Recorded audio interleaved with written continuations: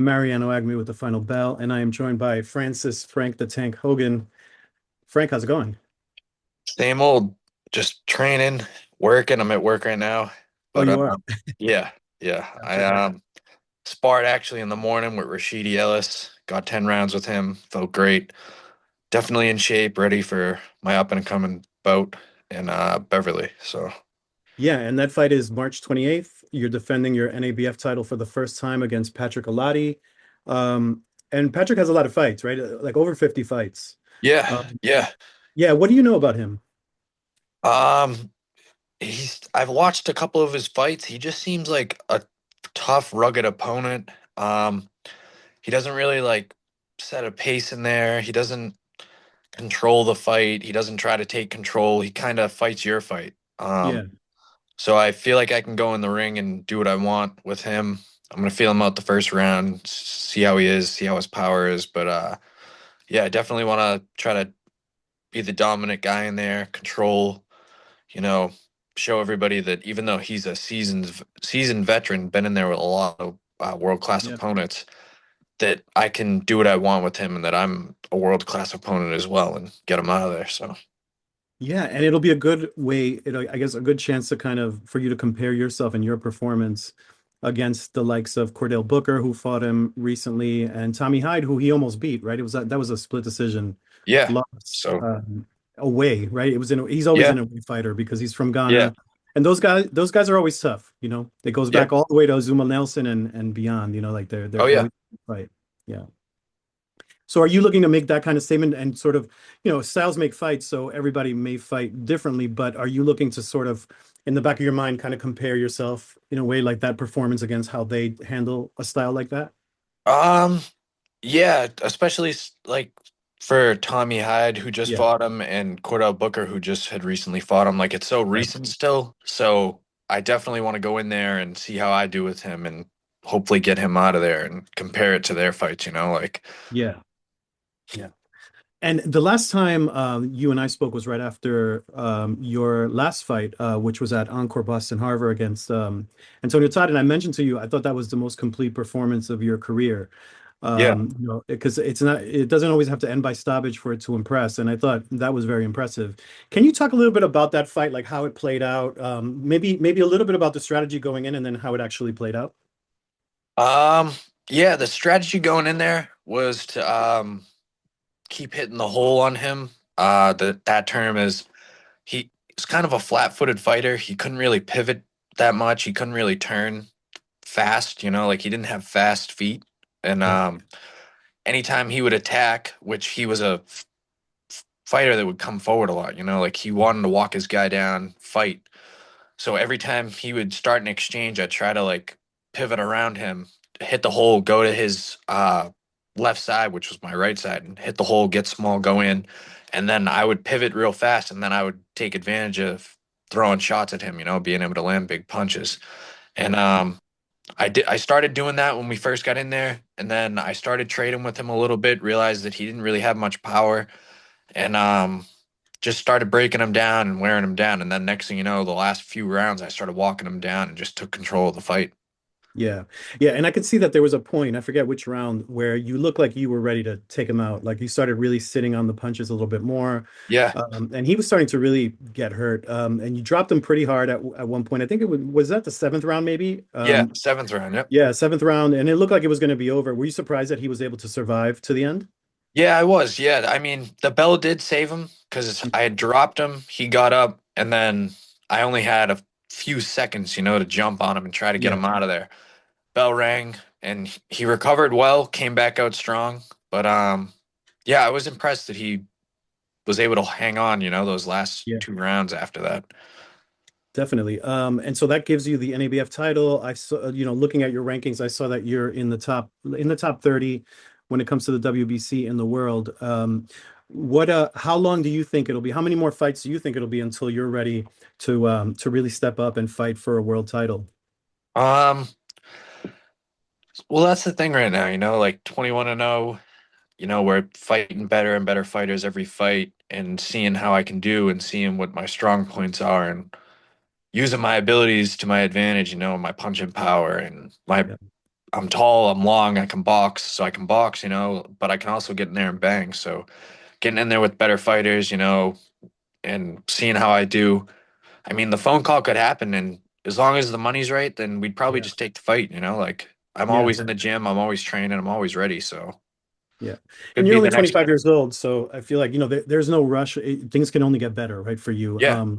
Yeah, but the middleweight division does look like it's in a bit of a like it's ready for change, right? You had Yep. Alim Kanuli just tested positive for PEDs and he had two of the titles. For some reason, he didn't get stripped, which I was a little bit surprised. Yeah.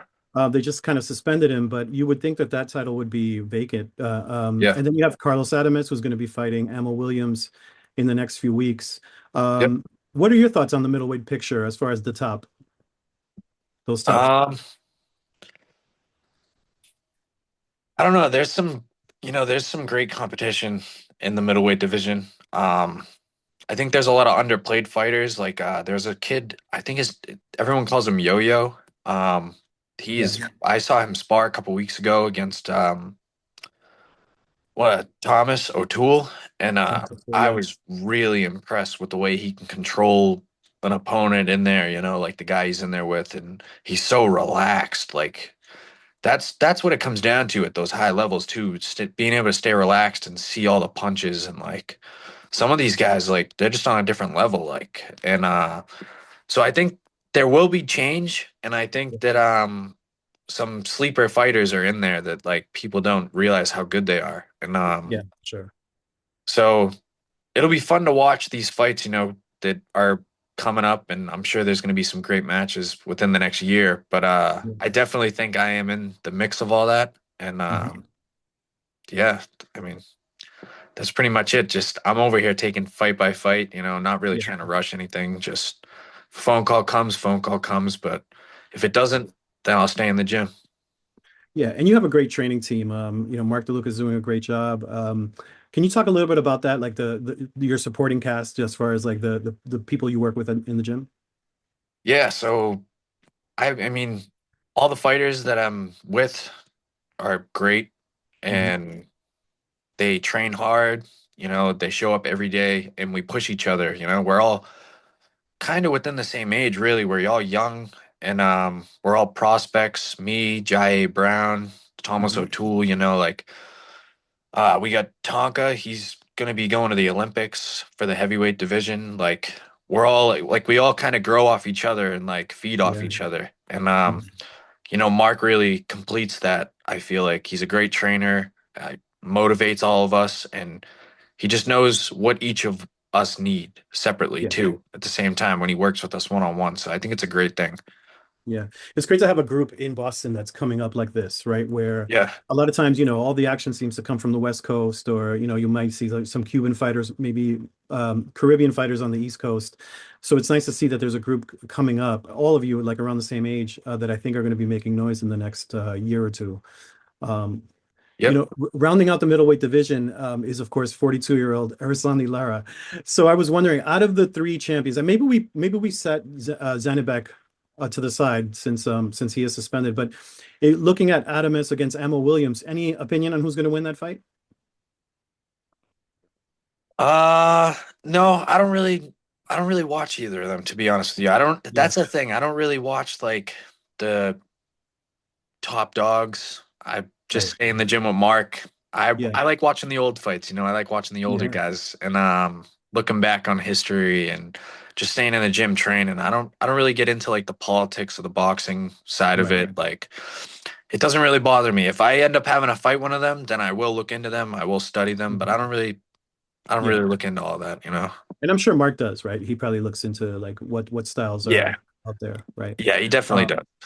Yeah. Who did you look up to? Who do you watch as far who do you enjoy to watch, or maybe has a similar style as you that you kind of model yourself? Um, I like lately I've loved watching Triple G's fights, especially when he was a younger fighter in his 20s, like some of his fights he shocked like people like his performances, and I love the way he can control the ring. And I like older fighters too, Marvin Hagler, Tommy Right. Hearns, those guys. Mhm. But another one I like Andy Lee too from Oh Ireland. yeah, He was a sure.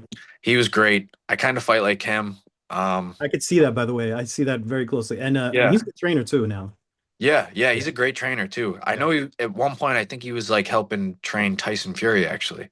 Yeah, he was. He was. And he's involved with a few people now, Joseph Parker, a couple of other ones. And you can tell by the game plans that he's a thinking trainer, like he comes in with really good strategies. Yeah, yeah. Yeah. Yeah, I mean, that's the thing too, like there's a lot of great trainers out there, but I feel like some of them are great trainers and most of it is because they were fighters, Andy Yeah. Lee, look at my trainer Mark DeLuca, like Yeah.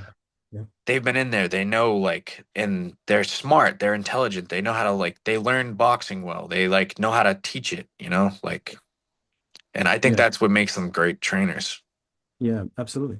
So you mentioned you're at work. I don't think we ever talked about what is your day job? What do you do other than Yeah, so when I'm not in the gym, I left the gym this morning after sparring. I work at road plates in Walpole. We do all the plates on the ground, trench Mhm. boxes. But I'm a welder, so I'm a Yeah. certified welder. So I weld here. I do plates, and I hop in the ramp truck every now and then, do deliveries and pickups. And yeah, that's Yeah. pretty much it. If I'm not at the gym, I'm here. So. Yeah. And when it comes to welding, is that a little bit meditative where you're kind of like sitting there concentrating for a while and Yeah, maybe no, like yeah, it definitely is. yeah. It's not even like I've been doing it for so long now. It's not even concentrating really. It's just time Yeah. to like not have to talk to people. I'm always busy. I'm Yeah. always thinking, so I can just sit there and like relax kind of. Yeah. Gotcha. Gotcha. Last question, because I know you've kind of been running around all day. You mentioned you don't get into the politics too much, but I was wondering for young guys like yourself, what do you make of all the Zuffa stuff? Is that Yeah, what's they're the talk making around the gyms? uh they're making noise. Everybody seems to like it so far. I mean, Yeah. I don't know. Guess we just it's one of those things you just got to wait and see what happens within Yeah. it'll only take a year. You'll be able to see what's going to go on with them, how they're going to perform like I mean, I think it's good for the fighters anyways. They seem to be paying fighters a lot of money, so Yeah. we'll just have to wait and see. I feel like it's up in Yeah. the air. Yeah, it's funny. Boxing is a sport, one of the few sports I think where it is a bit of a, there's always something interesting happening. There's always some kind of change coming in. Yep. Almost like it's like trial and error, right? People are trying to see what Yeah. works and what doesn't, and then some of it dies away, some of it stays. So yeah, as you said, we'll see in a year whether it's a good idea or not. But look, Frank, thank you so much for your time. March 28th at the North Shore Music Theater against Patrick Allotey, probably one of your most experienced foes yet. Yeah. Best of luck, and yeah, we'll see you defending your title for the first time. Alrighty. Thank you. I really appreciate you having me on too. Anytime, Like brother. any Yeah, exposure, that I can get and somebody like yourself who knows boxing. I appreciate it. You always ask good questions, so thank you. thank you, man. I appreciate it too. All right, thanks a lot, brother. All right, you have a good one.